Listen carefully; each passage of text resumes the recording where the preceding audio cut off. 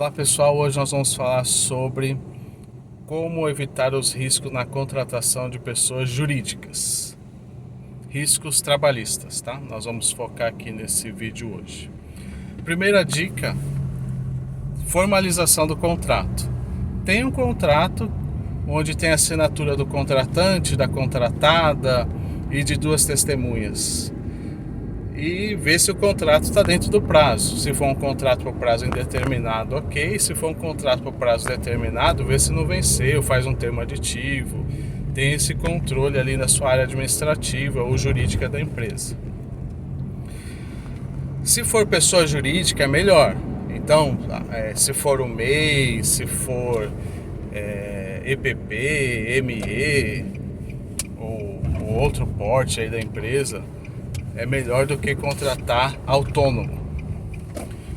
Autônomo é a pessoa física e aumenta o risco. Se for autônomo, é importante que ele tenha um cadastro na prefeitura como autônomo e emita ali a RPA, o recibo, conforme estabelecido no contrato. É importante também que o CNAE, que é a Classificação Nacional de Atividades Econômicas, esteja de acordo com o objeto do contrato. Então ele tem um MEI lá de serviços administrativos, o contrato tenha também essa atividade, serviços administrativos. Então você vai ver qual atividade pode ser MEI, não são todas as atividades. Então é importante verificar isso muitas vezes até com a contabilidade, ou você pesquisar aí no Google, você vai ter uma lista de quais atividades podem ser MEI. Se não for MEI, a pessoa abre uma empresa, o ideal é manda a pessoa abrir. Nunca abra a empresa para ninguém, porque depois ele vai falar que você obrigou ele a abrir empresa. Então, procura um contador de sua confiança. A gente tem um contador aqui, mas você fica livre para escolher onde você quer abrir a sua empresa. Você mesmo consegue. Hoje está muito fácil. Tem vários vídeos na internet, no YouTube, que explica como se formalizar. Então tem o CNPJ, está formalizado, fez o contrato. Próximo ponto: exige a emissão de nota fiscal. Então assim, me manda a nota, eu te pago. Ou eu vou te pagar, você me emite a nota e vai monitorando para ter essa prova de que ele emitia notas fiscais. Pague na pessoa jurídica. Você contratou o CNPJ, então a pessoa tem que ter uma conta para receber do CNPJ. Eu contratei o CNPJ 001, eu tenho que pagar para o 001. Eu não posso pagar para outra pessoa, o CPF. Você não contratou o CPF, então não pague. Se você contratou pessoa jurídica, não pague na conta de pessoa física, pague na conta da pessoa jurídica. Próximo tópico aí: não deixe caracterizar uma relação de emprego. Quais são os requisitos do vínculo de emprego? O SHOP: subordinação, habitualidade, onerosidade, pessoalidade, pessoa física.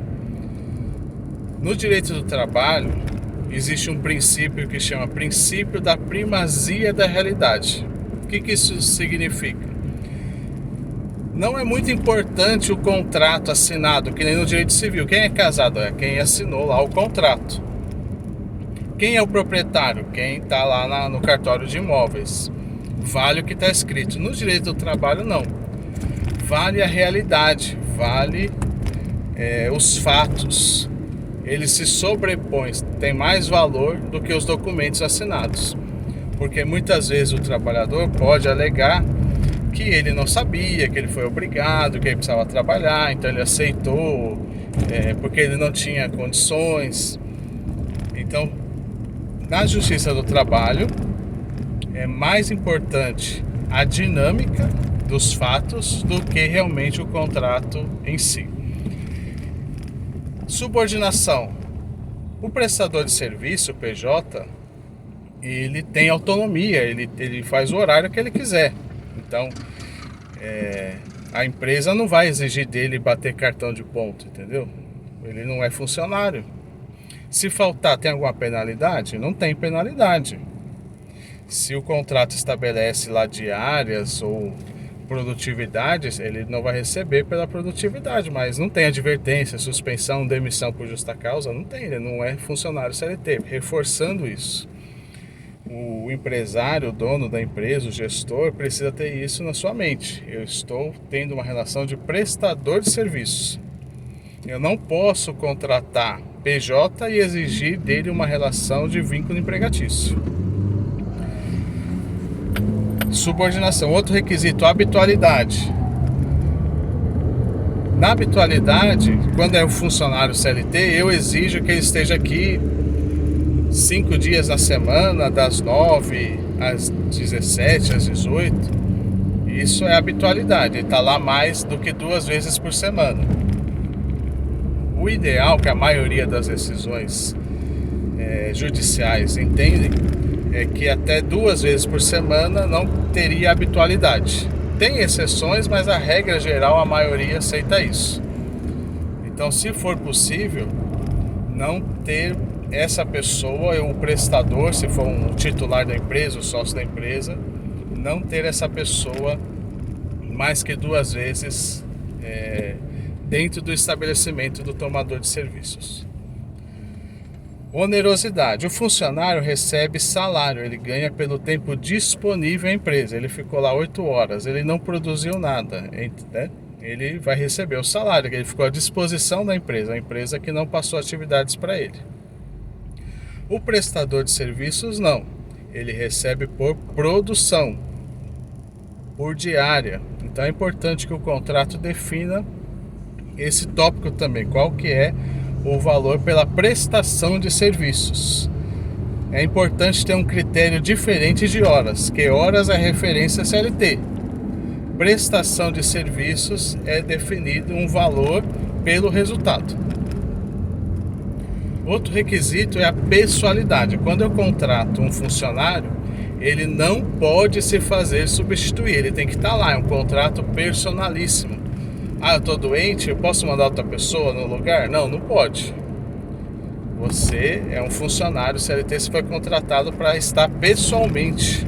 Tanto que você tem que bater cartão, tem a digital, não pode mandar outra pessoa.